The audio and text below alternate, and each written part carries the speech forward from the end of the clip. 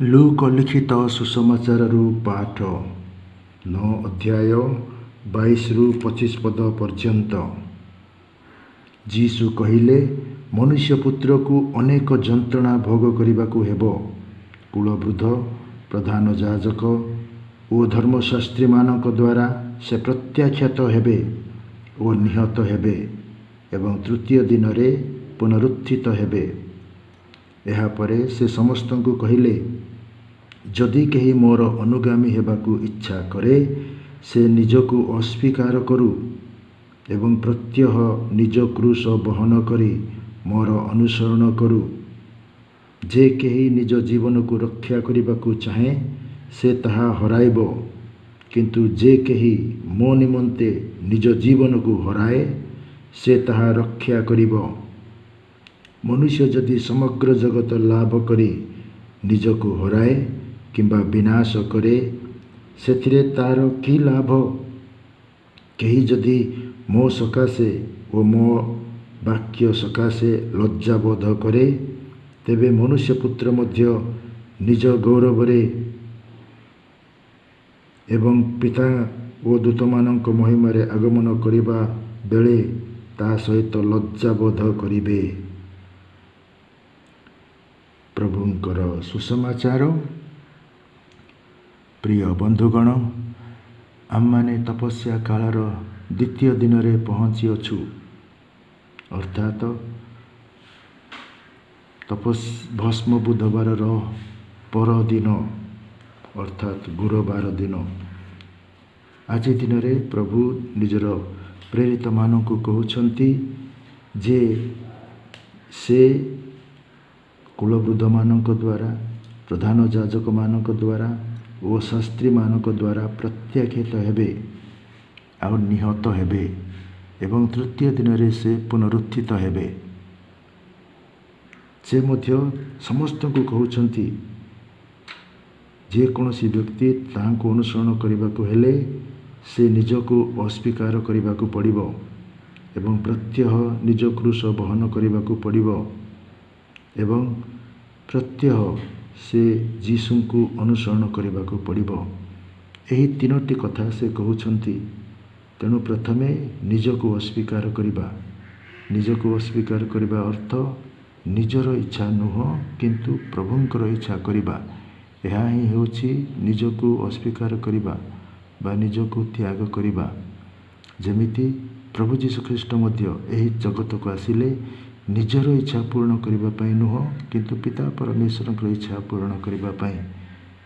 ତେଣୁ ହିଁ ଆମମାନେ ପ୍ରଭୁଙ୍କ ପ୍ରାର୍ଥନାରେ କହିଥାଉ, ଯେପରି ସ୍ୱର୍ଗରେ ସେହିପରି ମର୍ତ୍ତ୍ୟରେ ତୁମର ଇଚ୍ଛା ପୂର୍ଣ୍ଣ ହେଉ ବୋଲି ଆମମାନେ ପ୍ରାର୍ଥନା କରିଥାଉ। ତେଣୁ ସ୍ୱର୍ଗସ୍ଥ ପିତାଙ୍କର ହିଁ ଇଚ୍ଛା ପୂରଣ କରିବା ପାଇଁ ଆମମାନେ ଏହି ପୃଥିବୀକୁ ଆସିଅଛୁ। ଆମର ତ୍ରୈକ ପରମେଶ୍ୱର, ଏକ ପରମେଶ୍ୱର ଆଉ ତିନି ବ୍ୟକ୍ତି, ପିତା ପରମେଶ୍ୱର, ପୁତ୍ର ପରମେଶ୍ୱର ଯୀଶୁ ଆଉ ପବିତ୍ର ଆତ୍ମା ପରମେଶ୍ୱର। ଏହି ତ୍ରୈକ ପରମେଶ୍ୱରଙ୍କର ଇଚ୍ଛା ସାଧନ କରିବା ପାଇଁ ହିଁ ଆମମାନେ ଏହି ପୃଥିବୀରେ ବଞ୍ଚିଅଛୁ ବା ରହିଅଛୁ। ତେଣୁ ଯୀଶୁଖ୍ରୀଷ୍ଟ ମଧ୍ୟ ଏହି ପୃଥିବୀକୁ ଆସିଲେ। 40 ବର୍ଷ ପର୍ଯ୍ୟନ୍ତ ସେ ପୃଥିବୀରେ ବାସ କଲେ। ତାପରେ ମୃତ୍ୟୁବରଣ କରି ସେ ପୁନର୍ଜୀବିତ ହୋଇ ପିତାଙ୍କ ଦକ୍ଷିଣ ପାର୍ଶ୍ୱରେ ସେ ବସିଅଛନ୍ତି। ସେଠାରୁ ସେ ଜଗତକୁ ଶାସନ କରୁଅଛନ୍ତି, କାରଣ ପିତା ପରମେଶ୍ୱର ତାହାଙ୍କୁ ଅଧିକାର ଦେଇଛନ୍ତି। ସ୍ୱର୍ଗ, ମର୍ତ୍ତ୍ୟ, ପାତାଳର ସବୁକିଛି ଅଧିକାର ତାହାଙ୍କୁ ଦେଇଛନ୍ତି। ତାହାଙ୍କୁ ରାଜାମାନଙ୍କର ରାଜା ରୂପେ ତାହାଙ୍କୁ ସେ ଅଭିଷିକ୍ତ କରିଅଛନ୍ତି। ତେଣୁ ଯୀଶୁଖ୍ରୀଷ୍ଟ ଏହି ପୃଥିବୀକୁ ଆସିଲା ପରେ କହିଲେ, ତୁମେ ଯଦି ମୋର ଅନୁସରଣ କରିବାକୁ ଚାହୁଁଛ, ନିଜକୁ ପ୍ରଥମେ ଅସ୍ୱୀକାର କର। ତମ ଇଚ୍ଛା ନୁହଁ, କିନ୍ତୁ ମୋର ଇଚ୍ଛା। ତମ ଇଚ୍ଛା ନୁହଁ, କିନ୍ତୁ ପିତା ପରମେଶ୍ୱରଙ୍କର ଇଚ୍ଛା। ଆମର ଇଚ୍ଛା ନୁହଁ, କିନ୍ତୁ ପବିତ୍ର ଆତ୍ମାଙ୍କର ଇଚ୍ଛା ପ୍ରଥମେ ପାଳନ କରିବାକୁ ହେବ। ତାପରେ ଦ୍ୱିତୀୟରେ ଯୀଶୁଖ୍ରୀଷ୍ଟ କହୁଛନ୍ତି ଯେ ଆମେ ନିଜର କ୍ରୁଶ ନିଜେ ବହିବାକୁ ପଡ଼ିବ। ନିଜର କ୍ରୁଶ, ନିଜର ଦାୟିତ୍ୱ ଆମମାନେ ନିଜେ ତୁଲାଇବାକୁ ପଡ଼ିବ ବା ନିଜର କ୍ରୁଶ, ନିଜର ଦୋଷ ମଧ୍ୟ ଆମମାନେ ନିଜେ ବହନ କରିବାକୁ ପଡ଼ିବ। ଆଉ ସେହି ଦୋଷ ବହନ କରି ଯୀଶୁଙ୍କ ନିକଟକୁ ଯିବାକୁ ହେବ, କାରଣ ଯୀଶୁ ଆମର କ୍ରୁଶ ବହନ କରି ସେହି ପାପକୁ, ଆମର କ୍ରୁଶର ପାପକୁ ସେ ଧୌତ କରିବେ। ଯେମିତି ସେ ଥରେ କ୍ରୁଶ ବହନ କରି ଆମ ସମସ୍ତଙ୍କର ପାପ ବହନ କଲେ, ଆଉ ଏବେ ବି ଆମେ ଯେତେବେଳେ ପାପ କରୁଛୁ ସେହି ପାପ ବହନ କରି କ୍ରୁଶ ବହନ କରି ଆମେ ଯୀଶୁଙ୍କୁ ଅନୁସରଣ କରିବାକୁ ପଡ଼ିବ। ତେଣୁ ସେ ତୃତୀୟରେ କହୁଛନ୍ତି, ମୋର ଅନୁସରଣ କର, ନିଜକୁ ତ୍ୟାଗ କର, ନିଜର କ୍ରୁଶ ବହନ କର, ଆଉ ମୋର ଅନୁସରଣ କର, ମୋ ପଛରେ ଆସ। ତେଣୁ ଆମେ ଯୀଶୁଙ୍କ ପଛରେ ଯିବା ଉଚିତ, କାରଣ ସେ ହିଁ ଘୋଷଣା କରିଛନ୍ତି, ମୁଁ ହିଁ ପଥ, ସତ୍ୟ ଓ ଜୀବନ। ସେ ହିଁ ପଥ, ସ୍ୱର୍ଗକୁ ଯିବାର ପଥ। ସେ ହିଁ ପଥ, ସେ ହିଁ ସତ୍ୟ, ଆଉ ସେ ହିଁ ଜୀବନ। କାରଣ ସେ ହିଁ ଆମକୁ ଏହି କଥା କହୁଛନ୍ତି। ଆଉ ତୁମେ ଯଦି ନିଜକୁ ଅସ୍ୱୀକାର କରିବ, ଆଉ ନିଜର କ୍ରୁଶ, ନିଜର ଦାୟିତ୍ୱ, ନିଜର ବୋଝ, ନିଜର ପାପ ସବୁକିଛି ତୁମେ ଯଦି ବହନ କରିବ ବା ଦାୟିତ୍ୱ ନେବ, ଆଉ ତା ସହିତ ଦାୟିତ୍ୱ ନେଇକି ମୋ ପଛରେ ଆସିବ ବା ମୋତେ ଅନୁସରଣ କରିବ, ମୁଁ ଯେମିତି ଜୀବନଯାପନ କଲି ସେହିପରି ଜୀବନଯାପନ କରିବା ପାଇଁ ଯୀଶୁଖ୍ରୀଷ୍ଟ ଆମମାନଙ୍କୁ ଆହ୍ୱାନ କରୁଛନ୍ତି।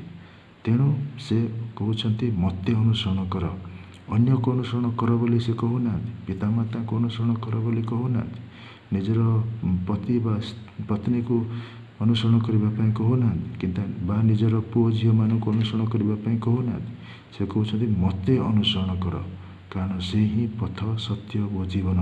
ତେଣୁ ଆମମାନଙ୍କର କର୍ତ୍ତବ୍ୟ ହେଉଛି ଯୀଶୁଙ୍କୁ ଅନୁସରଣ କରିବା ପାଇଁ, ତାହାଙ୍କ କଥାରେ, ତାହାଙ୍କ ଇଚ୍ଛାରେ, ତାହାଙ୍କ ଆଜ୍ଞାରେ। ଆଉ ସେ ମଧ୍ୟ ଆମମାନଙ୍କୁ ସତର୍କ କରାଇ ଦେଉଛନ୍ତି, ତୁମେ ଯଦି ସାରା ଜଗତ ପାଇବ, ନିଜର ଜୀବନକୁ ହରାଇବ, ସେଥିରେ କି ଲାଭ? କିଛି ଲାଭ ନୁହଁ। ଆଉ ତୁମେ ଯଦି ମୋତେ ସ୍ୱୀକାର କରିବ ନାହିଁ, ମୁଁ ମଧ୍ୟ ତୁମକୁ ସ୍ୱୀକାର କରିବି ନାହିଁ। ସ୍ୱର୍ଗ ରାଜ୍ୟରେ ମୁଁ ମଧ୍ୟ ତୁମକୁ ସ୍ୱୀକାର କରିବି ନାହିଁ ବୋଲି ଯୀଶୁ ଆମମାନଙ୍କୁ କହୁଛନ୍ତି। ତେଣୁ ଆମେ ଯୀଶୁଙ୍କୁ ଏହି ପୃଥିବୀରେ ସ୍ୱୀକାର କରିବା ପାଇଁ ଶିଖିବା, ନିଜ ହୃଦୟରେ ଯୀଶୁଙ୍କୁ ସ୍ୱୀକାର କରିବା ପାଇଁ ଶିଖିବା, ନିଜ ପରିବାରରେ ଯୀଶୁଙ୍କୁ ସ୍ୱୀକାର କରିବା ପାଇଁ ଶିଖିବା, ଏହି ମଣ୍ଡଳୀରେ, ଏହି ସମାଜରେ ଯୀଶୁଙ୍କୁ ସ୍ୱୀକାର କରିବା ପାଇଁ ଶିଖିବା, ଏହି ପୃଥିବୀରେ ଯୀଶୁଙ୍କୁ ସ୍ୱୀକାର କରିବା ପାଇଁ, ଯୀଶୁଙ୍କୁ ସାକ୍ଷ୍ୟ ଦେବା ପାଇଁ ଆମମାନେ ଚେଷ୍ଟା କରିବା।